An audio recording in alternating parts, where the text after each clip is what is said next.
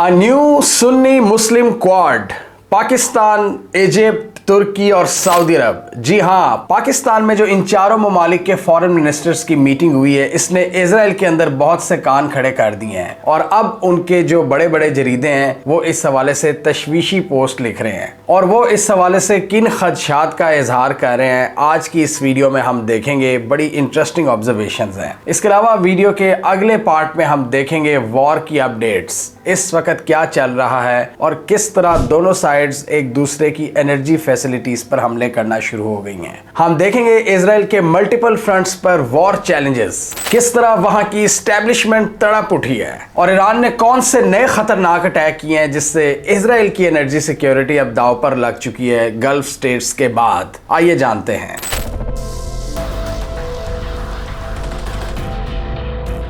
America और Iran की talks में पाकिस्तान जो एक कलीदी किरदार अदा कर रहा है और इस सिलसिले में तुर्की, सऊदी अरब और इजिप्ट के फॉरेन मिनिस्टर जो पाकिस्तान में तशरीफ लाए हैं, उस हवाले से पूरी दुनिया का मीडिया लिख रहा है और अब इजराइल में भी चहमगोइयां शुरू हो गई हैं कि आखिर इनका मकसद क्या है, क्योंकि इजराइल जब भी मुस्लिम दुनिया में कोई मूवमेंट होती है उसको बड़ी शक की निगाह से देखता है। चाहे उनके किसी हद तक तुर्की या इजिप्ट से कोई ना कोई वर्किंग रिलेशनशिप हो, वो फिर भी काफी ज्यादा डर जाते हैं जब मुस्लिम ममालिक इकट्ठे होते हैं। तो ये पाकिस्तान में जो बैठक हुई है जहां पर बहुत से लोग ये कह रहे हैं कि ईरानियन फॉरेन मिनिस्टर को भी होना चाहिए था और इसके खिलाफ जो कुछ लोग बोल रहे हैं कि ये तो वो सारे ममालिक हैं जो अमेरिका के कहने पर चलते हैं, अमेरिका के साथ इनकी पॉलिसीज अलाइंड हैं। एक तरफ वो वाली तनकीद भी हो रही है, लेकिन दूसरी तरफ से हम देखें तो इजराइल के अंदर इस हवाले से काफी सस्पिशन पाई जाती है और वो डरे हुए हैं, क्योंकि ये इजराइल का पैटर्न रहा है कि जब भी मुस्लिम ममालिक इंगेज करते हैं ये डिफेंसिव हो जाते हैं, ये थ्रेटन फील करते हैं और इनको अपनी सिक्योरिटी के लाले पड़ जाते हैं। तो इस सिलसिले में यरूशलेम पोस्ट के एक राइटर हैं जो कि इजरायली हैं और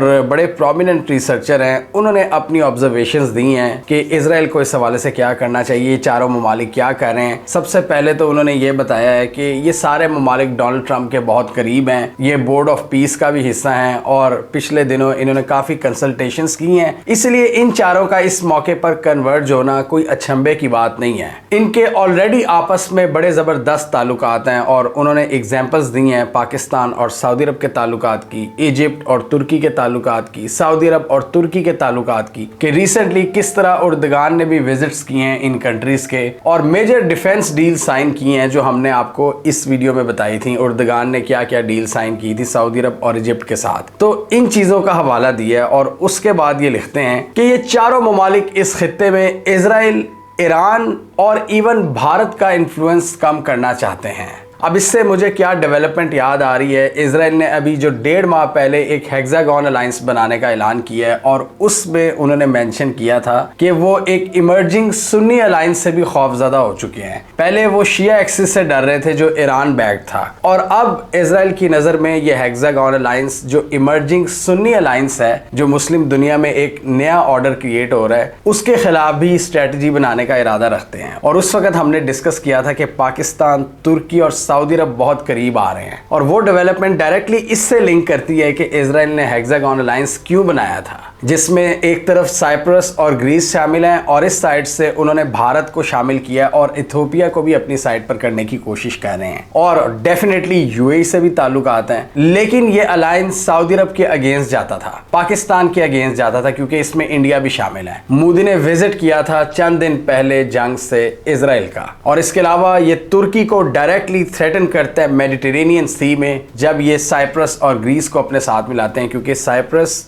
ग्रीस, इन दोनों के तुर्की से अपने अपने मसाइल हैं और इजराइल के ये बड़े जिगर हैं। तो इजराइल ने हेक्सागन अलायंस के जरिए जो मूव लिया था उससे क्लियरली तुर्की, सऊदी अरब और पाकिस्तान को चैलेंज किया था। इसलिए ये राइटर लिख रहा है कि उसकी नज़र में ये जो नया सुन्नी अलायंस इमर्ज हो रहा है, सुन्नी एक्सिस, पाकिस्तान, तुर्की, सऊदी अरब और इजिप्ट, ये भारत, इजराइल और ईरान के इन्फ्लुएंस में कमी देखना चाहते हैं। और वो खुद इस आर्टिकल में लिख रहे हैं कि इजराइल का इमेज एक रीजनल बुली का बन चुका है, लिहाजा इन सारे ममालिक ने आपस में करीब होने का फैसला किया है। और जिस तरह सऊदी अरब ने कतर स्ट्राइक्स के बाद पाकिस्तान के साथ एक डिफेंस डील की, इन मूव से जाहिर होता है कि ये ममालिक इजराइल को एक बुली के तौर पर देखते हैं। वो मजीद कहते हैं कि ये जो नई रीजनल अलाइनमेंट है इसकी रीजनल और ग्लोबल इम्प्लीकेशंस हैं, और वो बताते हैं कि एक बड़ी पॉपुलेशन है इन ममालिक के पास, तकरीबन 500 मिलियन के करीब, और वो कहते हैं कि अकेले पाकिस्तान के पास ही 250 मिलियन लोग हैं। तो ये एक बड़ा डेंजरस इत्तेहाद साबित हो सकता है हमारे लिए। इजरायली राइटर ये लिखते हैं कि Pakistan possess nuclear weapons, Saudi Arab is the world's third largest oil supplier. Pakistan के पास न्यूक्लियर वेपन्स हैं, सऊदी अरब के पास तेल है, तुर्की एक नेटो मेंबर है with an advance defence industry, और Egypt controls the Suez canal. यानी इन चारों की अपनी अपनी पावर्स बताई हैं इजरायली ने कि देखें ये एक बड़ा जबरदस्त एक लीथल कॉम्बिनेशन है जब ये आपस में मिलता है। और इससे मुझे बार बार वही याद आता है कि हेक्सागन अलायंस के दौरान जब इन्होंने मेंशन किया था इमर्जिंग सुन्नी एक्सिस को, और इस आर्टिकल को पढ़ते हुए ऐसा लग रहा है कि जिन खदशात का इजहार इन्होंने किया था वो अब हकीकत में बदल रहे हैं। यानी ये अलायंस अब मटीरियलाइज होना शुरू हो गया है और इजराइल इससे थ्रेटन फील कर रहा है। वो कहते हैं कि Israel should be concerned about this alignment, हमें इस अलाइनमेंट के हवाले से फिक्रमंद होना चाहिए। और वो कहते हैं कि इस वक्त हमारा जो मेन फियर है, जो सबसे बड़ा खौफ है, वो है growing isolation in the region, यानी तेजी से आइसोलेट हो रहे हैं, हम अकेले हो रहे हैं। वो कहते हैं जो हमने पीस एफर्ट्स किए हैं अब्राहम अकॉर्ड्स के तहत कुछ मुस्लिम ममालिक से, गजा वॉर में तो वो सर्वाइव कर गई हैं, लेकिन आगे इनको चैलेंजेस का सामना करना पड़ सकता है। ये यूएई वगैरह से जो इन्होंने किए थे, बहुत से ममालिक से इन्होंने हाथ मिलाए थे। वो कहते हैं कि जिन मुस्लिम ममालिक के साथ हमारे ताल्लुकात बहाल हुए थे अब्राहम अकॉर्ड्स के दौरान या इससे पहले, वो सब मुतासिर हो सकते हैं। स्पेशली उन्होंने नाम लिया है इजिप्ट और जॉर्डन का, यानी इससे जो हमारे ताल्लुकात हैं वो तेजी से खराब हो रहे हैं। और इसकी एक मेन रीजन यही है कि ये जो रियासतें हैं ये इजराइल के साथ अच्छे ताल्लुकात तो चाहती हैं, लेकिन इनकी जो पॉपुलेशंस हैं ये बहुत ज्यादा तनकीद कर रही हैं अपनी हुकूमतों पर, और वो बिल्कुल भी खुश नहीं है कि उन्होंने इजराइल के साथ अभी तक सिफारती ताल्लुकात क्यों नहीं तोड़े। और आगे ये राइटर साहब लिखते हैं कि इससे ना सिर्फ एग्जिस्टिंग पार्टनरशिप्स मुतासिर होंगी मुसलमानों के साथ हमारी, बल्कि जो फ्यूचर प्रॉस्पेक्ट्स हैं, जो हमने फ्यूचर में नॉर्मलाइज करना था, नाम लिया उन्होंने सऊदी अरब का, सऊदी अरब और दूसरे ममालिक, पाकिस्तान को भी इन्होंने थोड़ा बहुत प्रेशराइज किया हुआ है वैसे। तो वो कहते हैं कि फ्यूचर प्रॉस्पेक्ट्स भी मुतासिर हो गए हैं, यानी अब चांस बहुत कम हो गया है, और बजाय ये हमारे करीब आने के ये तो नए नए अलायंस बना रहे हैं, और ये आपस में इनकी दोस्तियां मजबूत हो रही हैं, ये इनको फिक्र लायक हो गई है। और वो कहते हैं कि मजीद कंसर्न्स इजराइल को ये होना चाहिए कि अगर ईरान वीक होगा इस रीजन में तो तुर्की मजबूत होगा, क्योंकि तुर्की और इजराइल की हमेशा हम देखते हैं कि एक चपकलिश रहती है, और तुर्की का भी मिलिटरीली और इकोनॉमिकली स्ट्रांग होना इजराइल को कबूल नहीं है। और इसमें कोई बईद नहीं है कि नियर फ्यूचर में वो तुर्की पर भी एक हमला कर सकते हैं, और तुर्की के पास एक बहुत बड़ी गारंटी ये है कि वो नेटो का एलाय है। लेकिन जो काम तुर्की करता है जिससे इजराइल को बड़ी तकलीफ होती है, जो मीडिया वॉरफेयर करता है और जो इनके खिलाफ नैरेटिव बनाता है, इनका बस चले तो ये तुर्की को 1 मिनट में ख़त्म कर दें। और तुर्की भी इनको तकरीबन ईरान जितना ही नागवार गुजरता है। फ़र्क यह है कि अभी ईरान की बारी है, और अभी वो इतने बड़े बड़े मल्टीपल फ्रंट्स नहीं खोल सकते। अभी छोटे फ्रंट्स तो खुल गए हैं इनके खिलाफ बहुत से, लेकिन एक ही वक्त में ईरान और तुर्की जैसी ताकतों से पंगा नहीं ले सकते। तो अगर ईरान ये गिर जाता है, इसलिए हमने बड़ी दफ़ा कहा है कि ईरान का बचना इसलिए ज़रूरी है कि अगर ईरान को ये गिरा देते हैं, फिर इनके पास कॉन्फिडेंस आ जाएगा कल को कि पाकिस्तान के साथ अगर कोई डिफरेंस हो तो पाकिस्तान को भी उड़ा दो, तुर्की को भी उड़ा दो, सऊदी अरब को इवन बहुत से मसाइल दरपेश हो जाएंगे, सऊदी अरब का जो करंट सेटअप है। तो इसलिए इन ममालिक में भी एक अंडरस्टैंडिंग है कि हमने इजराइल को कामयाब नहीं होने देना। इजराइल की हर नाजायज़ ख्वाहिश का पूरा होना खित्ते में स्टेबिलिटी के लिए एक बहुत बड़ा खतरा है। और आज से तकरीबन 3-4 माह पहले हमने आपको इस वीडियो में एक्सप्लेन किया था कि क्यों इजराइल तुर्की की शमूलियत से नाखुश है, और पाकिस्तान के हवाले से उन्होंने कोई स्टेटमेंट नहीं दी थी। ये जो गजा की इंटरनेशनल स्टेबलाइजेशन फोर्स थी, इजराइल के लिए ये एक नाइटमेयर सिचुएशन है कि टर्किश ट्रूप्स खड़े हों गजा के अंदर। और पाकिस्तान की मुखालफत उन्होंने क्यों नहीं की थी वो भी हमने इस वीडियो में बताई थी कि इमीडिएटली पाकिस्तान के साथ उनका कोई स्ट्रेटेजिक पंगा नहीं है, वो तुर्की के साथ है। लेकिन पाकिस्तान के हवाले से भी अक्सर इनके मीडिया पर कोई ना कोई तज्जियाकार आकर बोल देता है कि Pakistan is next, Pakistan could be the next, Pakistan हमारे लिए खतरा है, पाकिस्तान के न्यूक्लियर वेपन्स खतरा है। तो ये जो खतरात हैं ये फील करते रहते हैं पाकिस्तान से भी। तो इसलिए ये चारों ममालिक बेशक इनके अपने जो इख्तलाफात होंगे ईरान से, स्पेशली सऊदी अरब की बात करें, लेकिन यहाँ पर ईरान का बचना ज़रूरी है इन स्टेट्स के लिए भी। और इजराइल ये देख रहा है कि ये जब चारों मिलते हैं तो ये क्या बात करते हैं। वैसे तो इनकी इंटेलिजेंस पता लगाने की कोशिश करती होगी, लेकिन वो यही चीज़ खोजने की कोशिश करते हैं कि कहीं हमारे खिलाफ तो नहीं कोई बात हो रही। और इसलिए अरब ममालिक का ईरान से डायरेक्ट कॉन्फ्लिक्ट भी इजराइल के हक में जाता है। और इसलिए हम देखते हैं कि टर्किश फॉरेन मिनिस्टर ने अभी रिसेंटली कहा है, अरब ममालिक से रिक्वेस्ट की है कि आप ईरान के साथ डायरेक्ट वॉर में ना पड़ना, ये साइकिल फिर कभी ख़त्म नहीं होगा। उन्होंने कहा कि ये इजराइल का डिज़ाइन है कि मुस्लिम ममालिक आपस में लड़ते रहें, और इस हवाले से तुर्की बहुत कोशिशें कर रहा है, और इवन पाकिस्तान भी, कि इनका डायरेक्ट कॉन्फ्लिक्ट ना हो, स्पेशली सऊदी अरब और ईरान का, क्योंकि इनका अगर डायरेक्ट कॉन्फ्लिक्ट हो जाता है तो ये बहुत सी चीज़ों को ख़राब करेगा। आज से 7-8 साल पहले भी इनकी बड़ी लड़ाई थी तो उससे बड़ा नुकसान होता था, चाइना ने इनकी दोस्ती करवाई थी। तो अब इस जंग के बाद काफ़ी इक्वेशंस चेंज हो गई हैं, लेकिन इनका डायरेक्टली एक दूसरे के सामने खड़े हो जाना ये खित्ते के लिए एक तबाहकुन सूरत हाल होगी। और इस हवाले से तुर्की और पाकिस्तान भरपूर कोशिशें कर रहे हैं कि ऐसा ना हो, लेकिन इजराइल ये चाहता है, क्योंकि इजराइल ये चाहता है कि ये डिवाइड हो जाएं और एक साइड को मैं वक्ती तौर पर अपनी तरफ कर लूं थोड़ी देर के लिए, और जब एक ऑपोजिशन का खात्मा हो जाएगा, लेट्स से ईरान, तो फिर अगली बारी मैं मजीद डिवाइड एंड रूल खेलूंगा। और आगे ये मजीद लिखते हैं कि आने वाले दिनों में इजराइल को तैयार रहना होगा पूरी दुनिया में और मुस्लिम वर्ल्ड में फ़लस्तीन के इशू को हल करने की आवाज़ों में तेज़ी आएगी। वो कह रहे हैं नॉट जस्ट मुस्लिम वर्ल्ड बल्कि ग्लोबली। ये इजरायली समझते हैं कि जी हमारे पर तनकीद हो रही है, इसलिए ये चीज़ें लिख भी रहे हैं कि पूरी दुनिया में तनकीद मज़ीद बढ़ेगी। और सोशल मीडिया पर आप नज़र भी दौड़ाएं तो है वो सारा अमेरिकन्स का, लेकिन वहाँ भी नैरेटिव वॉरफेयर कौन जीत रहा है? ईरान। बहुत से जो अमेरिकन्स हैं वो ईरान के पॉइंट ऑफ व्यू को सपोर्ट कर रहे हैं, और मागा का भी हमने डिस्कस किया हुआ है कि वो डिवाइडेड है। बहुत से लोग ये कह रहे हैं कि ये अटैक किया क्यों, आखिर अमेरिका क्यों कूदा इस जंग में। तो नैरेटिव वॉर में भी ईरान के साथ सिंपथीज हैं। पाकिस्तान के इसी रोल के हवाले से एक मजीद इंटरेस्टिंग डेवलपमेंट देखी गई भारत में, जब अपोजिशन पीछे पड़ी हुई है जयशंकर के और मोदी सरकार के, कि आप हमें बताएं कि पाकिस्तान यहाँ पर क्यों मीडिएशन का किरदार अदा कर रहा है और भारत टेबल पर मौजूद नहीं है। तो इस पर जयशंकर ने अपनी जान छुड़ाई है और उन्होंने पूरी एक्सप्लेनेशन दी है। पहले तो उन्होंने पाकिस्तान को गाली दे दी थी कि पाकिस्तान तो एक ब्रोकर है। अब उन्होंने हिस्ट्री याद दिलाई है बड़े तमीज़ वाले अंदाज में अपनी अपोजिशन को कि यार पाकिस्तान पहले भी ये किरदार अदा करता रहा है। पाकिस्तान ने 1971 में अमेरिका और चाइना के दरमियान ताल्लुकात नॉर्मलाइज करवाए, और 80s के स्टार्ट से ही पाकिस्तान ने तेहरान को रिप्रेजेंट किया है, और वॉशिंगटन के बहुत से डिप्लोमेट्स इस्लामाबाद आते रहे हैं ईरान से बातचीत करने के लिए, क्योंकि अमरीकी एम्बेसी तो नहीं थी वहां पर, तो पाकिस्तान इन टॉक्स को फैसिलिटेट किया करता था। अब जयशंकर साहब हिस्ट्री बता रहे हैं और सही हिस्ट्री बता रहे हैं। और फिर उन्होंने ये भी बताया कि जब यूएस ने अफगानिस्तान में मिलिट्री इंटरवेंशन की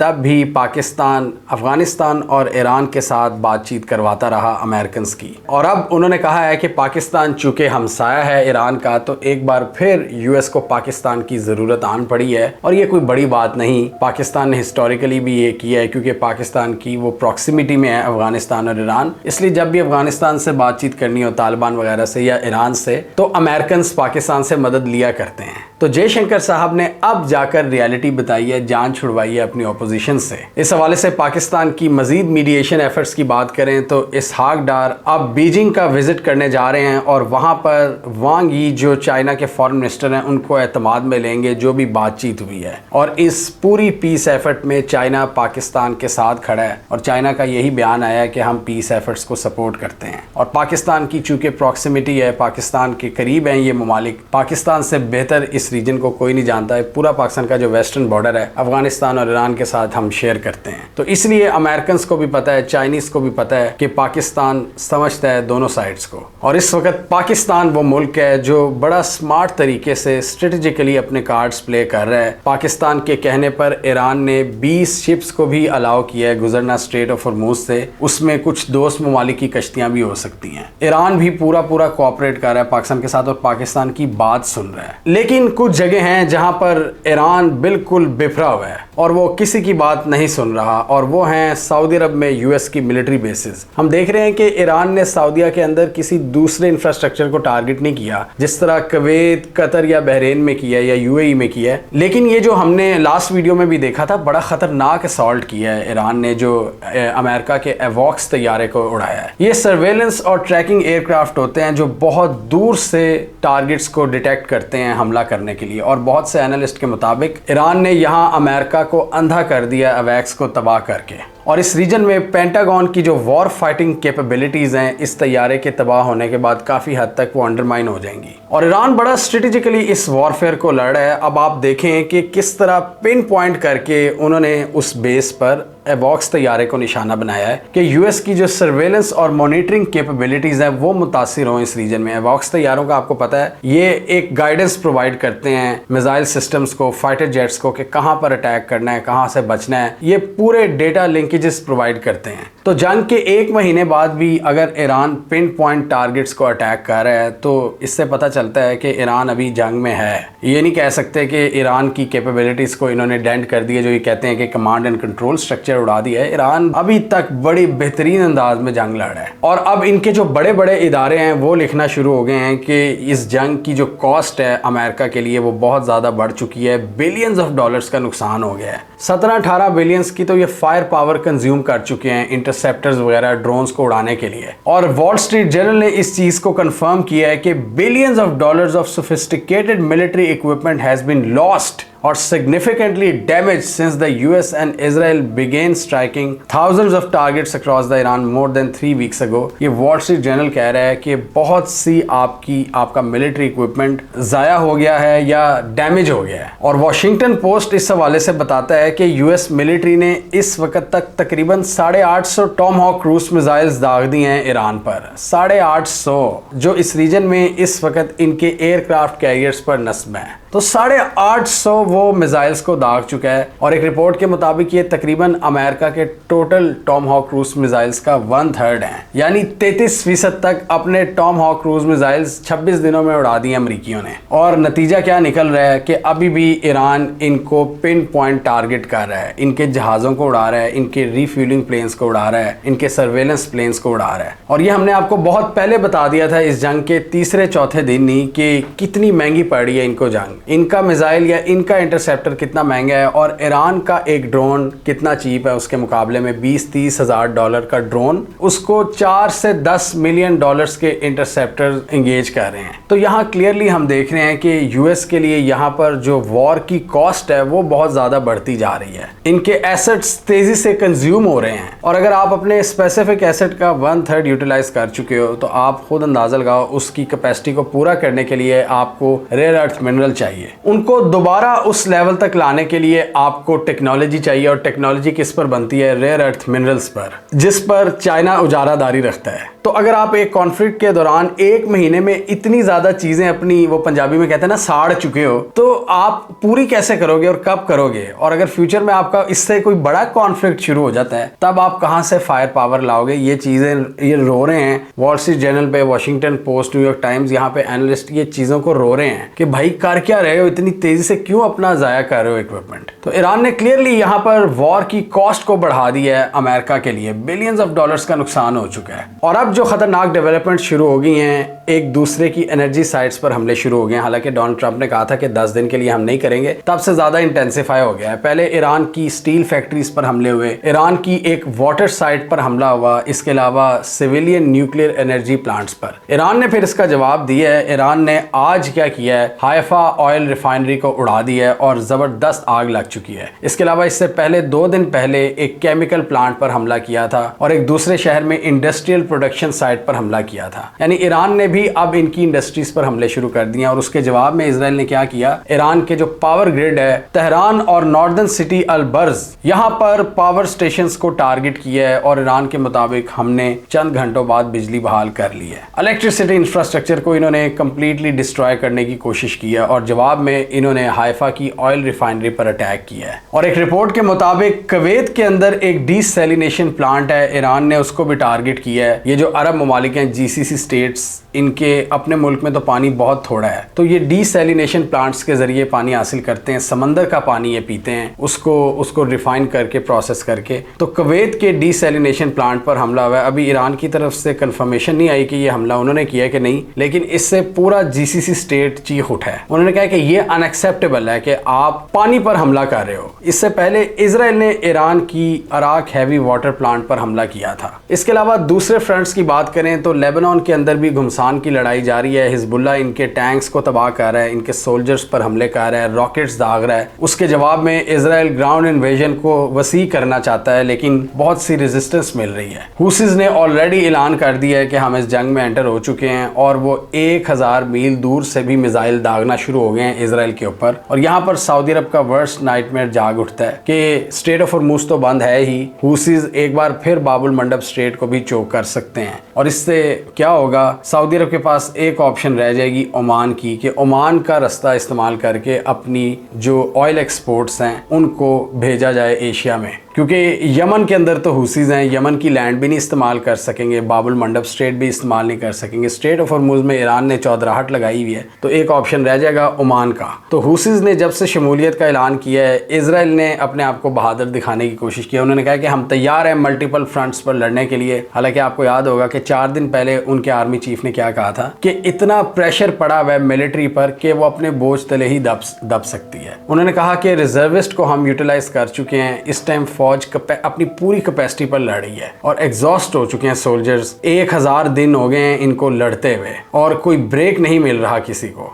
क्या गजा, क्या लेबनान, क्या यमन और अब ईरान, जो एक बिल्कुल डिफरेंट गेम है। और ईरान का फ्रंट खोलकर इजराइल ने बहुत बड़ी गलती की है, क्योंकि ईरान एक नॉन स्टेट एक्टर नहीं है। ईरान एक प्रॉपर कंट्री है जिसको सपोर्ट हासिल है चाइना और रूस की और दूसरे रीजनल ममालिक की मॉरल सपोर्ट, जैसे पाकिस्तान और तुर्की वगैरह, जो एटलीस्ट दुनिया के सामने भरपूर साथ दे रहे हैं ईरान का। और ईरान ने अब एक और फ्रंट खोलने का भी ऐलान किया है, सीरिया का। सीरिया में बहुत से लोग समझते हैं कि ये अहमद अल शराब वगैरह, ये जो एक्स दाइश वगैरह के लोग थे, इनको पास्ट में इजराइल ने सपोर्ट किया हुआ और ये इजरायली एसेट्स हैं। इनकी ईरान से बिल्कुल नहीं बनती। और अब सीरियन आर्मी ने कहा है कि ड्रोन अटैक्स लॉन्च किए गए हैं इराक के बॉर्डर की जानिब से, और इराक में भी हमें पता है वहां पर जो ईरानियन बैक ग्रुप्स हैं वो अमेरिकन से लड़ रहे हैं, और अमेरिका इराक में चाहता है जो कुर्दिश ग्रुप्स हैं वो ईरान के खिलाफ लड़े हैं, लेकिन कुर्दों ने अभी हामी नहीं भरी। वो इस मैसी जंग में शामिल नहीं होना चाहते। वो ऑलरेडी बड़ी उन्होंने लड़ लिया हुआ है, अमेरिका ने बड़ा उनको घुसाया जंगों में पिछले 20 सालों में, लेकिन अब वो भी तंग आ गए हैं, वो पीस चाहते हैं। उन्होंने इसलिए पिछले दिनों सीरिया में पीस डील साइन किया है अहमद अल शरा के साथ, तो अब वो IRGC से लड़ेंगे। तो कुर्द अभी वो ये जंग लड़ना नहीं चाहते, लेकिन अमेरिका और सीरिया ये चाहते हैं कि वो इस जंग में शामिल हो जाएं। तो इंटरेस्टिंग बात यह है कि अब इराक की जानिब से सीरिया के अंदर भी ड्रोन अटैक शुरू हो गए हैं। अब हम एक पैटर्न भी देख रहे हैं कि एक तरफ जंग भी जारी है, मुज़ाकरात भी हो रहे हैं, और एक नई डायनामिक सेट हो रही है कि स्ट्रेट ऑफ हॉर्मुज में ईरान अपने दोस्तों की कश्तियां तो अलाउ कर रहा है, लेकिन बाकियों से वो पैसा मांग रहा है चाइनीज युआन में, चाइनीज करेंसी में, मुझे टोल टैक्स अदा करो और यहाँ से गुजर जाओ। इससे चाइना भी बहुत खुश नजर आता है, क्योंकि यहाँ पर एक नई रियलिटी इमर्ज हो रही है। डॉलर को काउंटर किया जा रहा है और शी जिनपिंग की जो ख्वाहिश है कि युआन को एज अ ग्लोबल करेंसी के तौर पर वो प्रमोट करें, वो प्रमोट हो रही है। वहां पर एक नई आदत सेट हो रही है ट्रेडर्स की। और दूसरी तरफ रशिया की जो ऑयल एक्सपोर्ट्स हैं वो भी डबल हो गई हैं। सैंक्शंस में नरमी के बाद रशियन ऑयल अब मार्केट में भरपूर तरीके से एंटर हो रहा है, और चाइना और रूस यहाँ पर यूएस मूव्स को बड़ा डीपली स्टडी भी कर रहे हैं। वो की डेटा हासिल कर रहे हैं, रेडार पोजीशंस को स्टडी कर रहे हैं, थर्मल सिग्नेचर्स को वो देख रहे हैं, कैसे अमेरिका मूवमेंट कर रहा है, कहां से वो मिसाइल लॉन्च कर रहे हैं, कितनी दूर से कर रहे हैं और कितनी तादाद में कर रहे हैं। ये चाइना के लिए एक गोल्ड माइन है डेटा की,